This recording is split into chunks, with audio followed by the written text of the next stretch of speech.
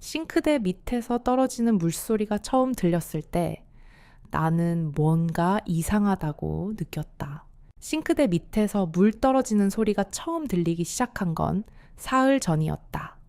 그러나 어쩌면 그보다 훨씬 오래전부터 아주 천천히 내 마음 어딘가에서는 물이 새어나가고 있었는지도 모르겠다. 아무도 모르게 나조차도 느끼지 못한 채로 말이다.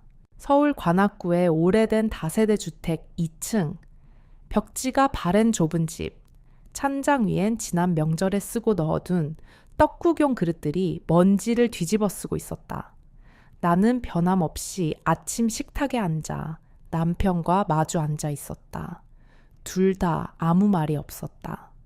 오래된 TV에선 아침 뉴스를 흘려보냈고 나는 김이 모락모락 피어오르는 된장국을 휘저었다.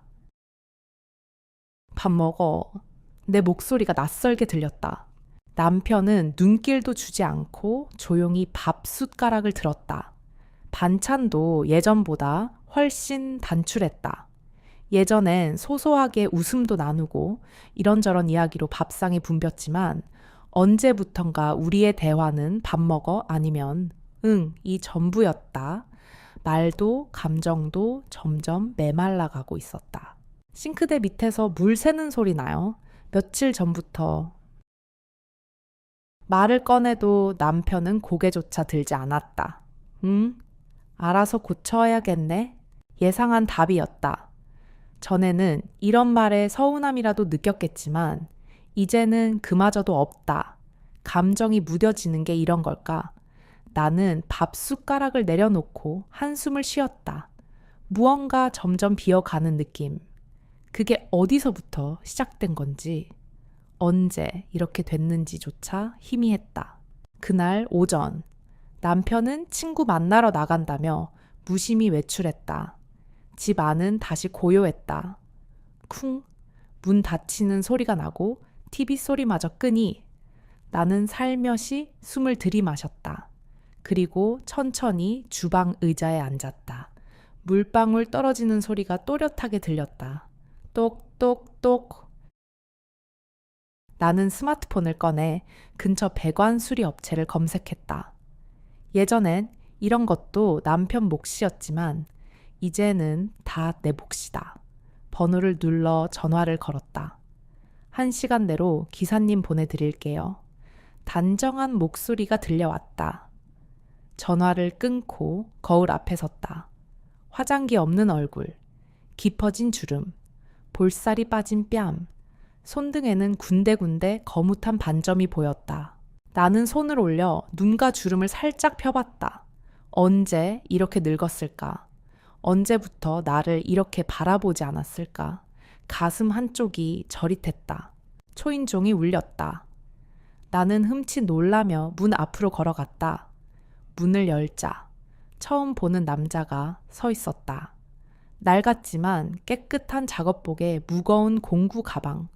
그는 고개를 살짝 숙이며 말했다. 안녕하세요. 배관 수리 요청하셨죠? 박준서입니다. 목소리가 묵직했다. 따뜻하면서도 단단한 울림이 있었다. 나는 가슴이 철렁했다.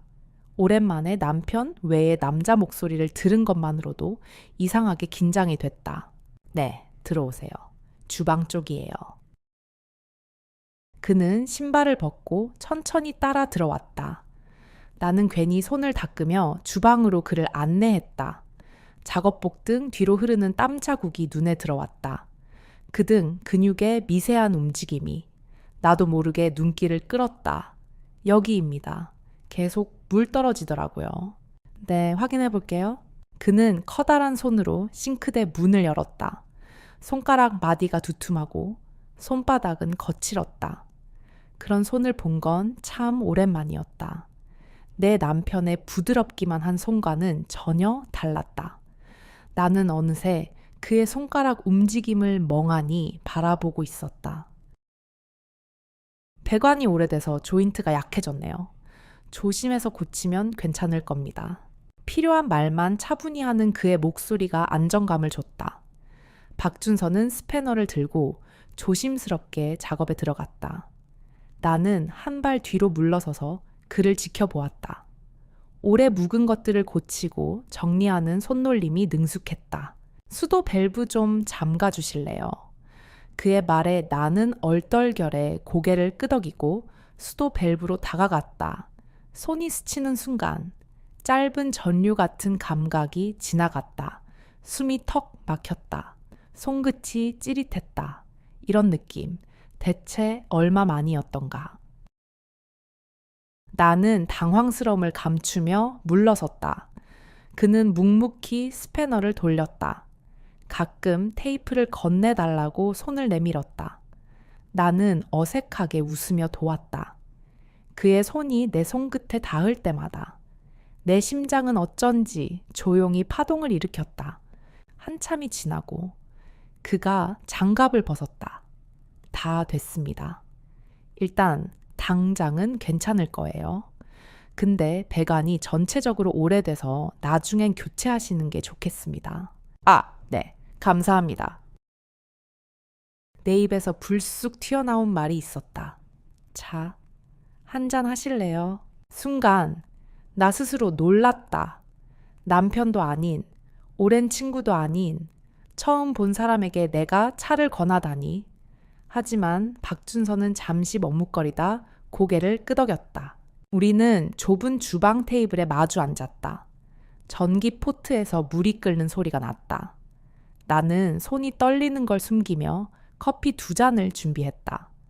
박준서는 2손으로 컵을 감싸 쥐고 고맙다고 했다. 그 모습이 왠지 모르게 소년 같아 보였다. 이 일 오래 하셨어요? 내가 조심스레 물었다. 네. 한 15년 넘었죠. 말보단 손이 빠릅니다. 그는 웃었다. 나는 그 웃음에 잠시 숨이 막혔다. 커피 잔을 내려놓다 실수로 손등에 커피가 튀었고 박준서는 재빠르게 휴지를 꺼내 내 손을 닦아주었다. 그 순간 온 세상이 조용해졌다. 그의 손길이 거칠면서도 따뜻했다. 감사합니다. 별 말씀을요. 우리는 다시 침묵했다. 그러나 그 침묵은 어색하지 않았다. 남편과의 침묵과는 전혀 다른 종류의 고요함이었다. 창문 밖으로 초여름 햇살이 들어왔고 커피 향이 천천히 퍼졌다. 나는 마음 한켠이 희미하게 촉촉해지는 걸 느꼈다. 너무 오래 말라있던 내 감정이 아주 조금 움직이기 시작한 것이다. 그는 명함 한 장을 내밀며 조심스레 말했다. 다음에 또 문제 있으면 연락 주세요. 나는 그 명함을 받아들고 천천히 고개를 끄덕였다. 문이 닫히고 조용해진 집 안에서 나는 한참 동안 그의 명함을 손가락으로 쓰다듬었다. 오랜만에 무언가를 기다리는 설렘이 잊었던 감각이 내 안에 조용히 퍼져갔다. 똑똑똑! 싱크대 아래 여전히 물 떨어지는 소리. 내 심장도 그 소리와 함께 조용히 뛰기 시작했다. 밤이었다. 누운 채로 귀를 기울이니 어디선가 또렷하게 들려오는 물방울 소리가 나를 잠에서 깨웠다. 똑똑똑! 고요한 어둠 속 침대 옆 남편의 고른 숨소리와는 다른 묘한 울림이었다. 나는 천천히 눈을 떴다. 한참을 가만히 누워 있었지만 심장은 괜히 조용히 두근거리고 있었다. 물 떨어지는 소리와 함께 어딘가 내 안에서도 무언가 새어나가고 있는 듯한 기분이었다. 몸을 살짝 돌려 남편 쪽을 바라보았다. 남편은 고개를 돌리고 잠들어 있었다. 그 어깨, 그 뒷모습이 너무도 멀게 느껴졌다. 그러고 보니 언제부터였을까? 서로 등을 돌리고 잠든 게 나는 자기도 모르게 손을 더듬어 남편의 등을 살짝 만져보았다. 그러나 차가운 공기만이 손끝에 닿았다. 아무런 반응도 온기도 없었다. 머리맡에 놓인 손등을 바라봤다. 예전에는 손을 잡고 자던 때도 있었고 따뜻하게 내 손을 감싸주던 사람이었는데 이젠 그 기억조차 흐릿하다. 나는 조용히 일어나 물 한 잔을 마셨다. 부엌 창문 너머로 보름달이 걸려 있었다. 그리고 또 들려오는 물소리. 낮에 만난 그 사람, 박준서의 얼굴이 문득 떠올랐다. 그의 묵직한 목소리, 손가락 마디의 단단함. 어쩐지 낯설면서도 편안했던 눈빛. 나는 그 모든 것이 너무도 선명하게 기억났다. 오랜만에 누군가와 함께 숨쉬고 있다는 느낌이 들었으니까. 다음 날 아침, 부엌에 앉아 마주한 남편은 여전히 신문만 바라보고 있었다. 나는 물끄러미 그 얼굴을 바라보다가 고개를 숙였다. 말이 나올 것 같았지만 아무 말도 하지 않았다. 침묵은 너무 오래되어 이미 생활의 일부가 되어 있었다. 잠시 후 나는 베란다 쪽을 지나가다가 이상한 걸 발견했다. 바닥에 물자국이 있었다. 살짝 고여있는 물. 똑똑 떨어지는 작은 소리. 나는 한숨을 내쉬었다. 이번엔 베란다 쪽 수도관인가 보다. 괜히 남편에게 말해봤자 돌아올 대답은 뻔했다. 내가 알아서 할게. 무심한 말투, 다친 표정. 벌써 여러 번 겪어온 일이다. 그 순간 며칠 전 박준서가 건넨 명함이 떠올랐다. 서랍 속에서 꺼내 손에 쥐어보았다. 명함의 글자가 지극히 평범했지만 묘하게 손끝이 따뜻해졌다. 괜찮을까? 전화해도 될까? 수십 번 망설이다가 결국 나는 번호를 눌렀다. 신호음이 3번 울리고 낮고 부드러운 목소리가 들렸다. 네, 박준서입니다. 숨이 막혔다. 말이 잘 나오지 않았다. 저 며칠 전에 싱크대 수리 받았던 고은재예요. 이번엔 베란다에서 물이 새서요. 그의 목소리는 잠시 머뭇거렸다. 그러더니 조용히 대답했다. 주소 알려주세요. 2시간 후에 갈 수 있습니다. 전화를 끊고 나는 다시 명함을 손에 쥐어보았다. 손끝이 미세하게 떨리면서도 그 작은 카드 한 장에 마음이 자꾸만 기울었다. 괜히 볼에 열이 올랐다. 어제와 같은 내 얼굴인데 어쩐지 낯설었다. 고개를 돌리며 웃음이 났다. 59의 아줌마가. 그것도 남편이 있는 여자가. 이렇듯 설레어도 되는 걸까? 그런데도 심장은 잔잔히 두근거렸다. 겨울잠에서 깨어나는 것처럼 무언가 살아 움직이는 느낌이었다. 나는 집을 서둘러 정리했다. 평소 입던 옷 대신 오래전에 좋아했던 꽃무늬 원피스를 꺼냈다. 머리도 빗고 망설이다가 립스틱은 바르지 않았다. 너무 티가 날까봐 손끝까지 조심스러웠다. 초인종 소리가 울렸다. 가슴이 내려앉는 기분. 문을 열자 박준서가 서 있었다. 어제와 같은 작업복, 살짝 젖은 머리카락. 그는 어색하게 웃으며 말했다. 어쩌다 보니 또 오게 됐네요. 나도 미소를 지었다. 들어오세요. 그의 뒷모습을 따라 베란다로 향했다. 물이 고여있는 바닥. 문제는 생각보다 심각하지 않았다. 그는 조심스레 무릎을 꿇고 살폈다. 나는 그 모습을 바라보며 조용히 숨을 골랐다. 그의 뒷목, 어깨, 가만히 흐르는 땀, 무언가 이상하게 편안했다. 압력이 약해져서 그러네요. 오래된 집은 이런 일이 종종 생깁니다.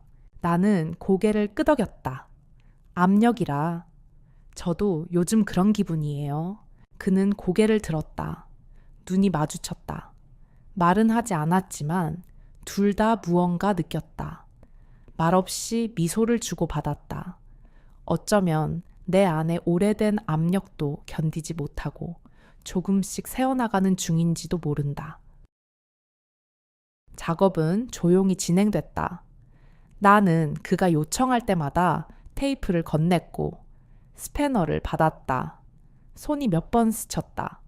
짧은 순간 그 작은 접촉이 가슴 속에서 파문처럼 번졌다. 그의 손길은 조심스러웠다. 그리고 나 역시 조심스러웠다. 그것만으로도 충분히 떨렸다. 작업이 끝나갈 무렵 우리는 잠시 마주 앉았다. 커피를 타면서도 내 손은 살짝 떨리고 있었다. 박준서는 천천히 커피를 들고 고개를 숙였다. 사실 어제 작업하고 나서 생각이 좀 많았습니다. 나는 조용히 고개를 끄덕였다. 저도요. 우리 사이에 잠시 침묵이 흘렀다. 그러나 그 침묵은 따뜻했다. 남편과의 무거운 침묵과는 전혀 달랐다. 박준서는 조심스럽게 내 손등에 손을 얹었다. 부드럽고도 단단한 그 손길. 나는 숨을 멈추고 눈을 감았다. 그의 손길이 내 손 위에 오래 머물렀다. 숨이 깊어졌다. 나는 고요하게 그의 손길을 기다렸다. 한참 동안 숨이 멈춘 듯 했다. 그리고 조심스럽게, 천천히 그의 입술이 내 입술에 닿았다. 나는 몸도 마음도 아주 오래전 잊고 지냈던 따스함에 조용히 잠식되고 있었다. 아니, 살아있는 느낌이었다. 그러나 그 순간 거실 쪽에서 문이 열리는 소리가 들렸다. 현관문 열리는 소리. 나는 숨이 멎은 듯 굳어섰다. 여보, 나 왔어. 남편의 목소리가 들렸다. 박준서와 나는 동시에 멈췄다. 시선이 얼어붙었고 손은 재빨리 떨어졌다. 숨소리조차 조심스러워졌다. 발걸음 소리가 거실로 다가오고 있었다. 가슴이 조용히 떨리며 숨결마저 가늘어졌다. 창밖에선 햇살이 조용히 비추고 있었다. 그러나 내 안에서는 이미 무언가가 걷잡을 수 없이 흘러내리고 있었다. 창밖에선 새벽빛이 희미하게 스며들고 있었다. 나는 천장을 바라보며 누워 있었다. 남편의 고른 숨소리가 귓가를 맴돌았고 그 소리에 섞여 아직도 내 손끝엔 그의 천이 남아 있었다. 박준서, 그의 손, 눈빛, 입술, 모든 감각이 생생하게 남아 가슴이 서늘했다. 동시에 깊은 죄책감이 밀려왔다. 59의 나이에 결혼한 여자가 이런 감정을 느끼다니.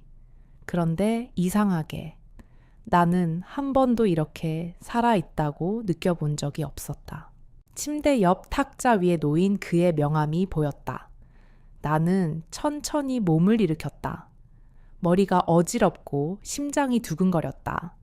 창문 밖으로는 서서히 밝아오는 하늘과 고요한 골목길이 펼쳐져 있었다. 그 순간 오래된 기억이 스쳤다. 결혼 초 남편과 함께 마주 앉아 첫 집을 꾸미며 웃던 날들, 그의 손을 잡고 서로 눈빛으로 마음을 나누던 그 시간들, 그 모든 게 아득하게 멀어졌다. 아침 식탁에 앉아 남편과 마주했다. 된장국에서 김이 피어오르고 신문 넘기는 소리만이 흐를 뿐 대화는 없었다. 나는 몇 번이고 입술을 달싹였지만 끝내 아무 말도 하지 못했다. 그의 눈은 여전히 신문 속 활제만 고정되어 있었다. 나는 조심스레 물었다. 오늘 뭐 할 거야? 남편은 신문에서 눈을 떼지 않고 대답했다. 별거 없어. 김씨 만나러 잠깐 나가려고. 또다시 침묵. 나는 숟가락을 내려놓고 깊은 숨을 내쉬었다. 식탁 너머의 벽지, 희미하게 벗겨진 벽, 주름진 커튼, 그 모든 것이 낡아 있었다. 아니, 우리 사이도 이미 너무 낡아 있었다. 그가 집을 나서고 난 뒤 나는 거실 한가운데 서서 멍하니 섰다. 다시 명함을 손에 쥐었다. 전화기 옆 어제 남편의 무심한 얼굴이 떠올랐다. 나는 숨을 고르며 번호를 눌렀다.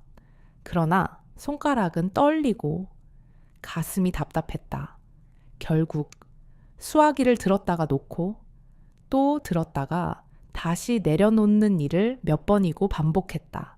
그 순간 뜻밖에도 초인종 소리가 울렸다. 나는 얼떨결에 문 앞으로 걸어갔다. 현관문을 열자 박준서가 서 있었다. 너무 놀라 할 말을 잃었다. 내 안에 모든 감정이 얼어붙었다. 그는 조심스럽게 웃으며 말했다. 근처에 일 있어서요. 잠깐 들러도 되나 해서. 그의 눈빛은 조심스럽고도 망설이는 기색이 역력했다. 나도 모르게 문을 활짝 열어 그를 안으로 들였다. 손이 떨리는 걸 감추며 차를 준비했다. 박준서는 소파에 앉아 두 손을 가지런히 모은 채 앉아 있었다. 나는 그의 앞에 커피 잔을 내려놓았다. 그의 눈과 마주쳤다. 사실 어제 이후로 생각이 많았어요. 그가 말했다. 저도요. 내 목소리는 떨렸다. 그 사이엔 긴 침묵이 흘렀지만 그 침묵은 어색하지 않았다. 오히려 마음 한쪽이 따뜻했다. 박준서는 천천히 손을 내밀어 내 손등에 닿았다. 그 따스함에 나는 숨이 막혔다. 두 손이 조심스럽게 겹쳐졌다. 너 너무도 조용히, 너무도 조심스럽게. 그리고 우리의 시선이 마주쳤다. 나는 떨리는 목소리로 말했다. 괜찮을까요? 그는 부드럽게 고개를 저었다. 저도 오랜만에 이런 감정을 느껴봅니다. 그의 손이 내 손을 부드럽게 감쌌다. 나는 마치 먼 옛날로 돌아간 듯 그 손길의 온기에 눈을 감았다. 오랫동안 닫혀있던 무언가가 내 안에서 천천히 열렸다. 그의 입술이 다가왔고 조심스럽게 아주 천천히 내 입술에 닿았다. 따스하고 조심스러운 키스였다. 내 심장은 너무 빨리 뛰었고 숨결이 잔잔히 흐트러졌다. 하지만 나는 물러서지 않았다. 나는 오랫동안 그 어떤 손길도 온기도 느껴본 적이 없었다. 잊고 있던 감각이었다. 손이 포개지고 입술이 닿고 마음이 흔들렸다. 세상은 조용했고 숨소리만 들렸다. 한참 뒤 그는 천천히 몸을 떼며 말했다. 미안합니다. 아니에요. 나는 조용히 말했다. 저도 괜찮아요. 우리는 소파에 나란히 앉아 있었다. 그의 손은 여전히 내 손 위에 머물러 있었다. 나는 천천히 말을 이었다. 사실 너무 오래 이렇게 살아왔어요. 말도 없고 웃음도 없고 그러다 보니 이렇게 누군가가 곁에 있는 것만으로도. 그는 조용히 고개를 끄덕였다. 저도 혼자 지내다 보니 누군가와 이렇게 마주 앉아 있는 것 자체가 낯설면서도 좋네요. 그의 눈빛은 따뜻했고 손길은 조심스러웠다. 그 순간 나는 어떤 위로를 받는 기분이었다. 혼자가 아니라는 감각, 누군가와 마음을 나눈다는 위안, 눈물이 차오르는 걸 억지로 참았다. 창밖에선 햇살이 천천히 비추고 있었다. 조용한 여름의 오전, 먼지 쌓인 창틀과 잔잔한 커피 향이 어우러졌다. 우리의 대화는 길지 않았지만 서로의 마음은 천천히 흘렀다. 박준서는 조심스럽게 내 손을 놓으며 일어섰다. 저 이만 가볼게요. 혹시 또 문제 있으면 언제든 연락 주세요. 나는 고개를 끄덕였다. 그의 뒷모습을 바라보며 나는 천천히 눈을 감았다. 그가 현관문을 닫고 나가자. 나는 소파에 가만히 앉았다. 손등 위. 그의 손길이 아직도 남아있는 것 같았다. 그날 오후 나는 잠시 잠이 들었다. 꿈속에서 박준서와 마주 앉아 웃고 있었다. 따뜻하고 잔잔한 꿈이었다. 그러다 꿈은 변해갔다. 남편의 목소리가 들렸고 나는 꿈속에서 숨이 막혔다. 내 안에 죄책감이 스며들어왔다. 눈을 떴을 때 나는 깊은 한숨을 내쉬었다. 내 삶은 어디로 흘러가고 있는 걸까? 무엇이 옳고 무엇이 틀린 건지 이제는 잘 모르겠다. 단 한 가지. 나는 더 이상 돌이킬 수 없는 지점에 다가가고 있다는 걸 느꼈다. 그리고 그 순간 초인종이 다시 울렸다. 나는 숨을 멈추고 문 쪽을 바라보았다. 무엇이 나를 기다리고 있을지 모르는 채 심장은 다시 한번 조용히 뛸 준비를 하고 있었다. 나는 누운 채로 천장을 바라보았다. 밤은 깊었고 창문 너머의 달빛이 희미하게 벽의 그림자를 드리웠다.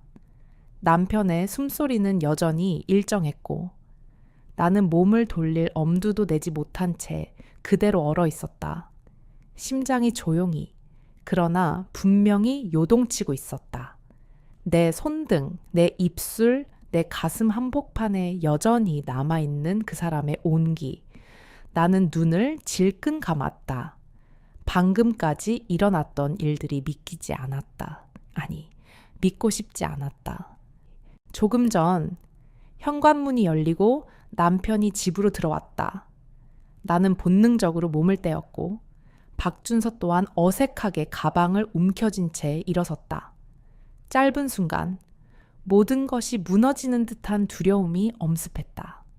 그런데 남편은 의외로 담담했다. 아무렇지 않은 얼굴로 말했다. 왜 또 수도가 고장났어? 나는 아무 말도 하지 못했다. 손이 떨렸고 목소리가 나오지 않았다. 준서는 허리를 숙이며 말했다. 죄송합니다. 저는 이제 가보겠습니다. 남편은 그저 조용히 고개를 끄덕였다. 분노도 추궁도 없었다. 마치 아무 일도 일어나지 않은 것처럼. 준서는 재빨리 신발을 신고 현관문을 나섰다. 문이 닫히는 소리. 그제야 나는 온몸에 힘이 빠졌다. 다리가 풀려 그대로 소파에 주저앉았다. 한참이 지나도 남편은 아무 말이 없었다. 소파에 앉아 조용히 커피를 마셨다. 나는 떨리는 목소리로 간신히 말했다. 미안해. 남편은 내 얼굴을 똑바로 바라보았다. 오랜만에 마주치는 시선이었다. 나는 그 눈빛에 숨이 막히는 든든했다. 그런데 그의 입에서 나온 말은 내가 상상한 것과는 전혀 달랐다. 내가 널 너무 오래 혼자 둔 것 같다. 순간 눈물이 왈칵 쏟아졌다. 나는 입술을 깨물며 고개를 숙였다. 한마디도 할 수 없었다. 너무 뜻밖의 말이었다. 화도, 비난도 아니었다. 오히려 담담함 속에 묻어나는 슬픔이 더 가슴을 저미게 했다. 언제부터인지 우리 대화도 없어졌고 서로 무심해졌고 내가 그걸 당연하게 생각했던 것 같아. 나는 흐느끼며 고개를 저었다. 아냐, 내 잘못이야. 나도 노력하지 않았어. 그냥 이렇게까지 멀어질 줄 몰랐어. 남편은 가만히 내 말을 들었다. 그의 눈에도 눈물이 맺혔다. 우리 잠시 떨어져 있는 게 좋겠어. 생각할 시간이 필요할 것 같아. 그 말에 나는 더 크게 울었다. 아무것도 잡을 수 없었다. 분노로 깨지는 것도 아니고 차가운 무관심으로 흩어지는 것도 아닌 조용한 끝. 우리는 그렇게 서로를 바라보았다. 오래, 아주 오래. 그날 밤 나는 거실에 나와 앉아 있었다. 새벽이 깊어가고 불도 켜지 않은 채 어둠 속에 앉아 있었다. 창문으로 달빛이 들어와 내 발등을 비쳤다. 소파에 앉아 나는 박준서의 명함을 손에 쥐었다. 더는 그에게 연락하지 않을 거란 걸 알면서도 손끝으로 종이의 가장자리를 천천히 문질렀다. 어쩌면 그는 내 인생에 스쳐 지나가는 사람일 뿐일지도 모른다. 그러나 분명한 건 그와의 짧은 만남이 내 안에 뭔가를 깨웠다는 것이다. 나는 평생 눌러두고 살아온 감정, 외로움, 여자로서의 감각, 누군가의 온기를 갈망하는 마음까지 모두 깨닫게 되었다. 몇 시간 뒤 남편은 말없이 짐을 챙겼다. 작은 캐리어 하나. 나는 눈물을 참으며 그 모습을 바라보았다. 현관문 앞에서 그는 마지막으로 내게 말했다. 은재야, 행복해야 해. 진심이야. 나는 아무 말도 할 수 없었다. 그가 문을 닫고 나가는 순간 내 안에 쌓였던 모든 감정이 무너져 내렸다. 현관문이 닫힌 뒤에도 나는 아직도 그의 발자국 소리가 귀에 맴도는 듯 했다. 그대로 바닥에 주저앉아 한참을 울었다. 마음이 무너지고 가슴이 텅 비어버린 것 같았다. 하지만 어쩐지 한편으로는 아주 깊은 곳에서 무언가 해방된 듯한 감각도 있었다. 그게 더 슬펐다. 시간은 흘렀다. 계절은 서서히 바뀌었고 나는 혼자가 되었다. 남편과 나는 결국 조용히 이혼했다. 아무도 큰 소리 내지 않았고 누구도 상처 주려 하지 않았다. 담담하게 평화롭게 각자의 길을 가기로 했다. 남편은 지방으로 내려갔다. 새롭게 취미도 시작하고 친구들과 어울리며 지낸다는 소식이 들려왔다. 다행이었다. 나도 그렇게 해야 한다는 걸 알았다. 남편을 원망할 수 없었다. 우리 둘 다 조금씩 틀어졌고 서로 외면해왔던 시간이 너무 길었기에 나는 조금씩 삶을 다시 정리했다. 이 집에 머물기엔 너무 많은 기억이 쌓여 있었다. 그래서 더 작은 아파트로 이사 가기로 마음먹었다. 짐을 싸며 오래된 사진들을 꺼냈다. 젊었던 우리, 웃고 있는 얼굴들, 그리고 점점 굳어가는 표정들. 사진 한 장 한 장이 내 마음에 박혀왔다.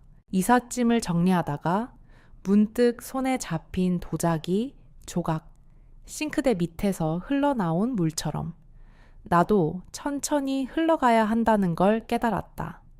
깨진 마음을 다시 이어 붙일 수 있다면 조금은 더 아름답게 살아볼 수 있지 않을까. 나는 근처 문화센터에서 도자기 공예를 배우기 시작했다. 흙을 만지고 모양을 빚어내는 과정 속에서 조용히 치유받는 기분이었다. 서툴렀지만 점점 손에 익었다. 깨진 조각을 금으로 이어붙이는 금수리 기법을 배웠다. 깨졌기에 더 귀하고 그래서 더 아름답다는 말이 가슴에 깊이 남았다. 어느 날 오후 카페에서 우연히 동창을 만났다. 그녀도 이혼했다고 했다. 우리는 웃고 울고 이야기를 나눴다. 그렇게 나는 새로운 친구를 얻었고 세상과 다시 연결되기 시작했다. 이젠 혼자 영화도 보러 다닌다. 한강변을 걷기도 하고 작은 여행도 계획한다. 삶은 여전히 고요하지만 더 이상 두렵지 않다. 내 안의 균열은 여전히 남아있지만 나는 그걸 부드럽게 감싸 안는다. 가끔은 문득 남편이 생각난다. 그러나 그리움은 더 이상 아픔이 아니다. 감사함에 가깝다. 함께한 시간들이 있었기에 지금의 내가 있을 수 있었으니까. 나는 창문을 열고 바람을 맞는다. 여름이 저물고 있었다. 물소리처럼 흘러가는 시간? 이제 나는 안다. 내 안에 상처를 메우는 건 결국 나 자신이라는 것을. 그리고 나는 그저 가만히 빛에 물든 찻잔을 바라보았다. 아무 말도 없이 살며시 미소 지었다. 어느새 익숙해진 혼자만의 시간이 따스하게 가슴을 채우고 있었다. 창문을 열자 가을 바람이 나지기 손등을 감쌌다. 낙엽이 먼 골목길을 스치며 흩날리고 있었다. 나는 잠시 눈을 감았다. 오래전부터 마음속 깊은 곳에 쌓여있던 무언가가 조금씩 내려앉는 느낌이었다. 손끝으로 느껴지는 바람의 결, 햇살의 온기, 그리고 고요한 공기. 이제는 낯설지 않았다. 혼자가 된 지 벌써 반년이 지나가고 있었다. 새 아파트는 작고 단출했지만 마음이 편안했다. 군더더기 없는 공간, 깨끗하게 정돈된 거실, 그리고 더 이상 물 새는 소리에 잠 못 이루지 않아도 되는 주방. 나는 찻잔을 손에 들고 창밖을 바라보았다. 문득 그때의 기억이 스쳤다. 싱크대 밑에서 들리던 똑똑 떨어지는 물소리. 그리고 조심스럽게 손을 내밀던 박준서의 따뜻한 눈빛. 그 이후로 우리는 다시 연락하지 않았다. 그날 모든 것이 끝난 뒤로 그는 내 삶에서 조용히 사라졌다. 하지만 이상하게도 그의 존재는 내 안 어딘가에 조용히 남아 있었다. 무언가를 깨운 사람이었으니까. 내가 잊고 지냈던 감정, 잊혀진 여자라는 존재, 그리고 오래된 외로움을 일깨워준 사람이었다. 그때와 지금 내 안의 풍경은 많이 달라져 있었다. 손등의 주름은 여전히 깊어지고 있었고, 가끔 관절이 뻐근하게 아팠지만 이상하게도 나는 가벼웠다. 혼자만의 시간에 익숙해졌고 작은 것들에 마음을 기울이는 법을 배웠다. 매일 아침 찻잔에 물을 붓고 따뜻한 향기를 맡는 것만으로도 충분히 감사할 수 있었다. 오늘은 새로운 도자기 수업이 있는 날이었다. 나는 천천히 준비를 하고 문화센터로 향했다.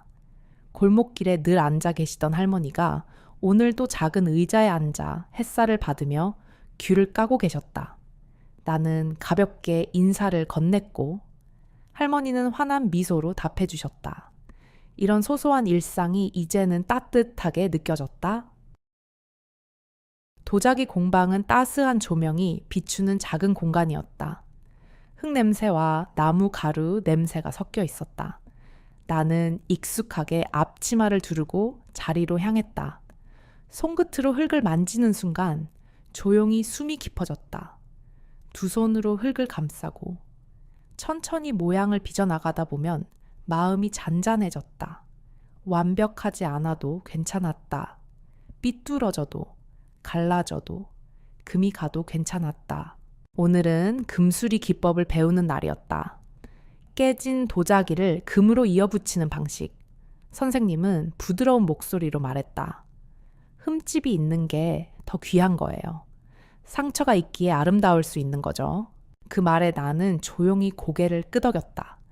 내 안에서 작은 울림이 번졌다. 금이 가고 깨진 자국이 있는 도자기가 오히려 빛나는 이유. 나는 손끝으로 조심스레 금을 칠했다. 그 순간 내 지난 시간들이 머릿속을 스쳐갔다. 박준서와의 만남, 남편과의 긴 시간, 그리고 내 안에 있었던 고요한 슬픔. 수업이 끝난 뒤 나는 완성된 도자기를 받아들었다. 흠집을 따라 금이 번져 있었고 그 빛은 잔잔하게 빛났다. 가슴이 따뜻해졌다.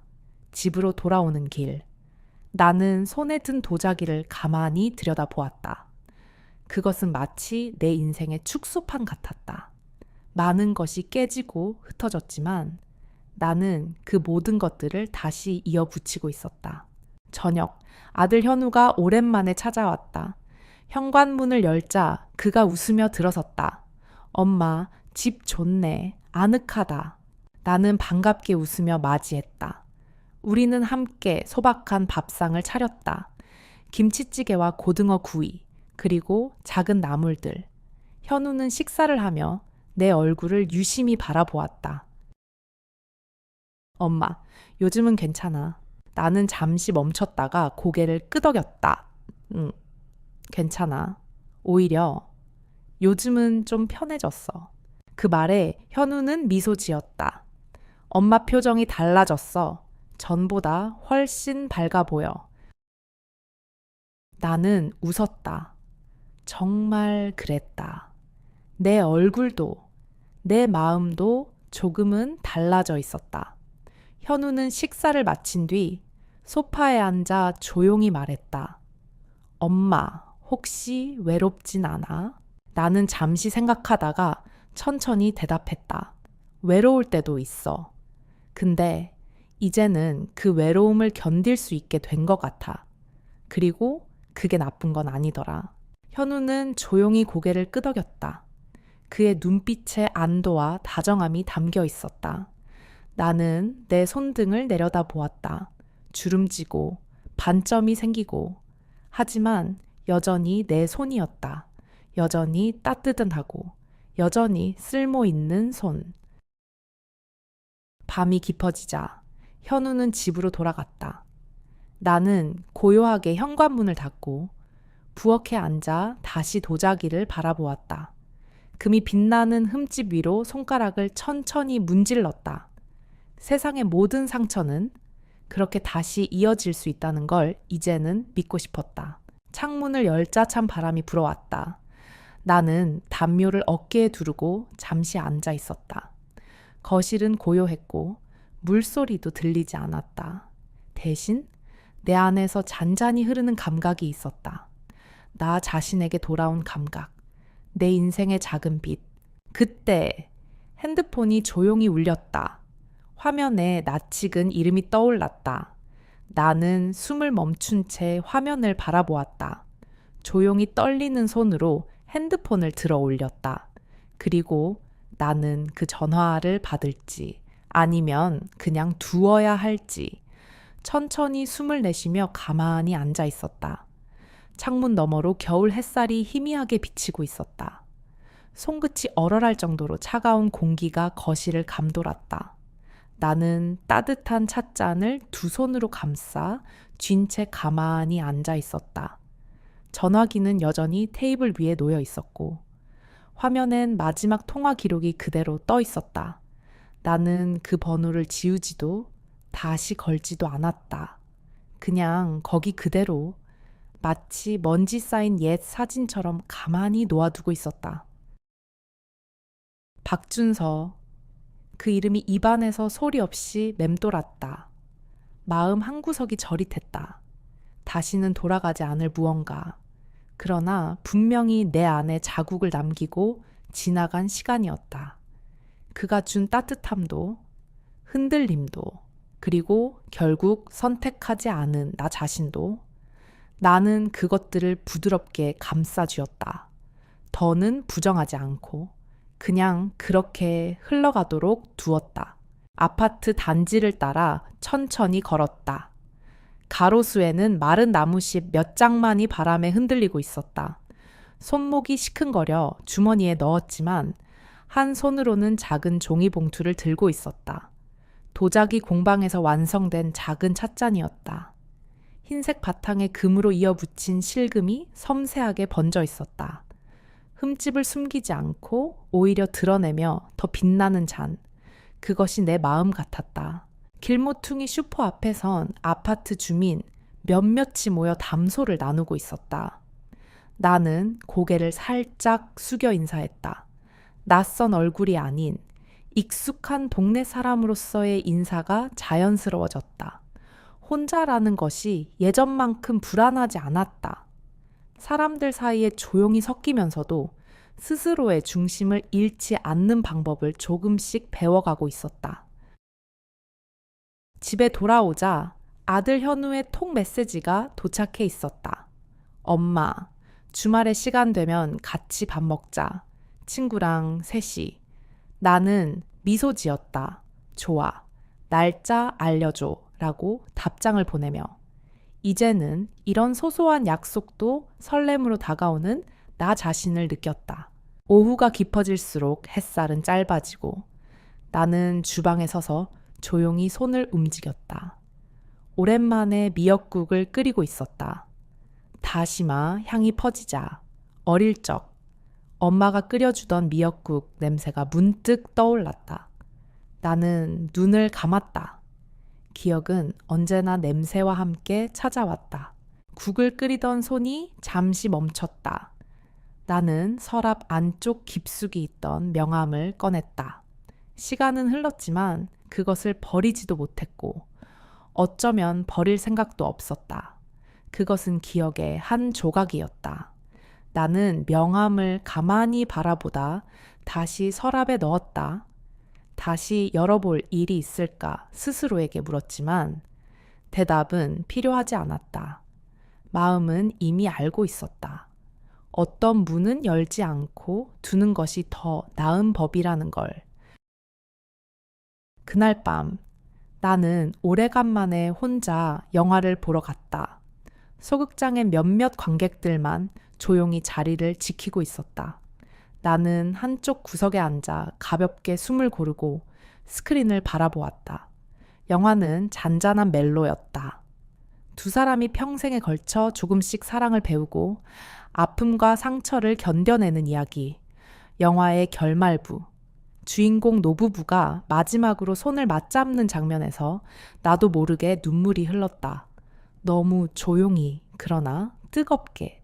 극장을 나와 찬 바람을 맞으며 나는 작은 커피숍에 들렀다.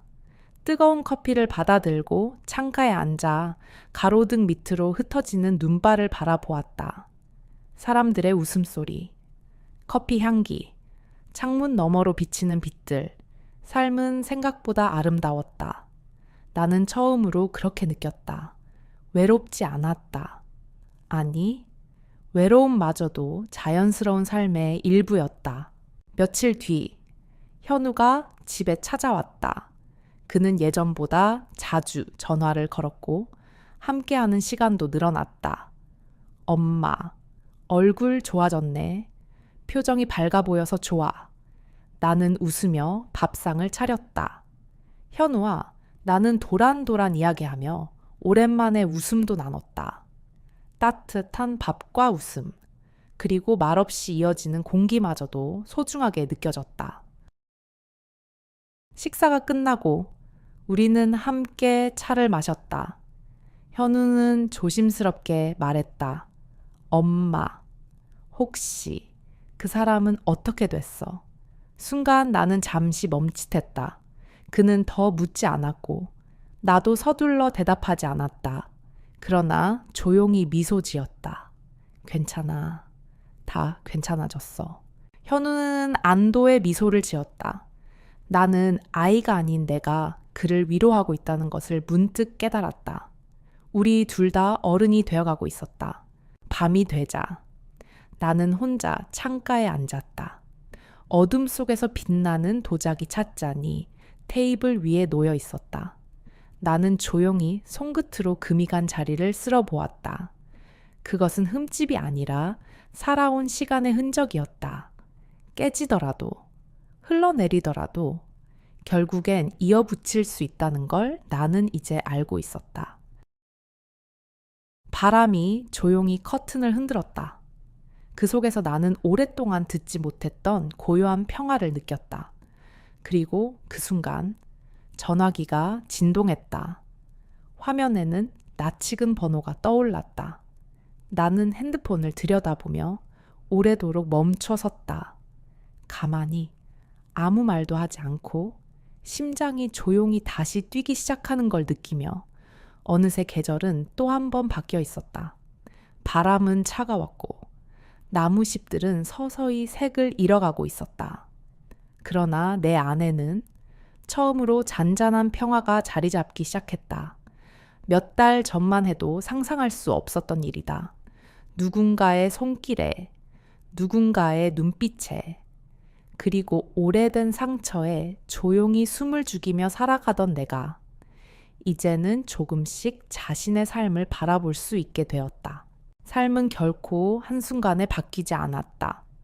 감정도, 건강도, 관계도 모두 아주 천천히 변했다. 그러나 작은 변화가 쌓이고 그것이 나를 조금씩 바꾸어 놓았다. 더 이상 누군가의 관심만을 기다리지 않았고 나 자신을 돌보는 법을 배웠다. 아침마다 물 한 잔을 마시며 몸에 귀 기울이고 거울 앞에 서서 내 얼굴에 미소 지어주는 것부터 시작했다. 나는 이제 안다. 몸이 들려주는 작은 신호들을 가볍게 여기지 않아야 한다는 걸. 어제와 다르게 무겁게 느껴지는 발걸음, 어딘가 둔해진 감각, 작은 통증까지도 모두 내 몸의 언어였다. 예전엔 그런 것들을 대수롭지 않게 넘겼지만 지금은 잠시 멈추어 들여다본다. 작은 주의가 때로는 삶을 구할 수도 있다는 걸 이제는 알기 때문이다. 나는 또한 깨달았다. 돌봄은 거창하지 않다는 것, 누군가의 손을 잡아주는 것, 따뜻한 밥 한 끼를 차려주는 것, 다정한 눈길 하나가 때론 어떤 약보다 더 큰 힘이 된다는 것을 가족이라는 이름도 마찬가지였다. 긴 세월 속에서 지치고 무뎌졌던 마음이었지만 조용히 다시 이어붙이면 우리는 또다시 서로를 바라볼 수 있었다. 현우와 함께 웃으며 밥을 먹을 때 나는 깊은 감사를 느꼈다. 오래전 아이를 품에 안았던 순간, 첫 울음을 들었던 순간이 주마등처럼 스쳤다. 아이는 자라고 나는 늙어갔지만 우리의 마음은 여전히 닿아 있었다. 그것만으로도 충분했다. 나는 이제 사람들과 나누는 소소한 인사, 따뜻한 말 한마디, 짧은 미소의 가치를 알게 되었다. 거창한 변화가 아니어도 그런 작은 순간들이 내 삶을 조금씩 가볍게 만들었다. 혼자라는 것이 더 이상 두렵지 않았다. 내 안에 세상의 온기가 차곡차곡 쌓여가고 있었으니까. 밤이 되면 나는 가끔 박준서의 이름을 떠올린다. 그러나 그 이름은 더 이상 아프지 않다. 그는 내 삶에 스쳐 지나간 사람이었고 나를 깨우고 지나간 사람이었다. 이제는 그를 고마움으로 기억할 수 있다. 모든 만남은 의미가 있다. 심지어 끝이 있는 만남조차도. 도자기 공방에서 완성한 찻잔을 바라보며 나는 가끔 생각한다. 우리는 모두 금이가 있다. 상처도 있고 균열도 있고 언젠가는 부서질 수도 있다. 그러나 우리는 다시 이어붙일 수 있다. 천천히, 조심스럽게, 그리고 결국에는 더 빛나게. 그것이 인생이라는 것을 나는 이제야 조금 알 것 같다. 내 안의 상처와 외로움, 두려움은 아직 완전히 사라지지 않았다. 그러나 나는 그것들을 가만히 안아주는 법을 배웠다. 내 손길로, 내 시선으로, 내 시간으로, 그리고 그렇게 조금씩 나아가는 것이 진짜 회복이라는 걸 느꼈다. 이제 나는 내 몸을 돌본다. 몸의 작은 신호에 귀 기울이고, 피곤하면 쉬어주고, 아프면 참지 않는다. 마음도 마찬가지다. 슬프면 울고, 기쁘면 웃고, 혼자 있어도 나 자신과 함께 한다. 그것이 내가 배운 가장 소중한 교훈이다. 삶은 언제나 예기치 않게 흘러간다. 가끔은 상처받고, 가끔은 길을 잃고, 가끔은 외롭다. 그러나 그런 순간에도 우리는 매일의 작은 습관들 속에서 다시 살아갈 힘을 찾을 수 있다. 따뜻한 차 한 잔, 오래된 친구와의 전화 한 통, 가족과의 조용한 식사. 그런 사소한 것들이 우리를 지탱해준다. 그리고 무엇보다 중요한 것은 자신을 잊지 않는 것이다. 나라는 사람을 소중히 여기고 내 감정과 몸을 귀하게 돌보는 것. 아무리 나이가 들어도, 아무리 많은 시간을 지나도 우리는 여전히 살아있고 여전히 사랑받을 자격이 있다. 때론 후회도 따라온다. 좀 더 일찍 알았더라면, 좀 더 따뜻하게 대했더라면, 좀 더 건강을 챙겼더라면. 그러나 삶은 항상 지금부터 다시 시작할 수 있다. 늦지 않았다. 진심으로 그렇게 믿는다. 이젠 혼자 영화도 보고, 혼자 여행도 떠난다. 혼자 웃고, 혼자 울고, 혼자 서 있지만 외롭지 않다. 내 안에는 수많은 기억과 사랑, 그리고 다시 피어나는 희망이 있다. 나는 천천히, 그러나 분명히 나아가고 있다. 내 걸음은 느리지만 멈추지 않는다. 내 마음도, 내 몸도, 내 삶도 그렇게 다시 흐르고 있다. 결국 우리가 붙잡아야 할 건 아주 단순하다. 매일 아침 눈을 뜨고 숨을 쉬고 살아있다는 그 사실, 그리고 그 속에서 조금 더 따뜻해지려고 노력하는 것. 그것이면 충분하다. 나는 오늘도 나에게 말해준다. 괜찮아. 천천히 가도 괜찮아. 넘어져도, 멈춰도 다시 시작하면 된다고. 아무도 완벽하지 않으니까. 그리고 모든 사람은 2번 다시 오지 않을 오늘을 살아가고 있으니까 그것이 내 삶의 가장 소중한 진실이다. 금이 간 자리에서 빛이 스며든다. 긴 이야기 끝까지 함께 해주셔서 진심으로 감사합니다. 혹시 오늘 이 이야기가 마음에 남으셨다면 부드러운 손길처럼 좋아요와 구독, 살포시 눌러주셔도 좋겠습니다. 그리고 혹시라도 그냥 조용히 공감만 해주셔도 괜찮아요. 마음이 움직이셨다면 댓글에 숫자 1 하나만 남겨주셔도 따뜻하게 잘 전달될 거예요. 오늘도 평안하시길 바라며 다시 뵐 수 있길 기다리겠습니다. 감사합니다.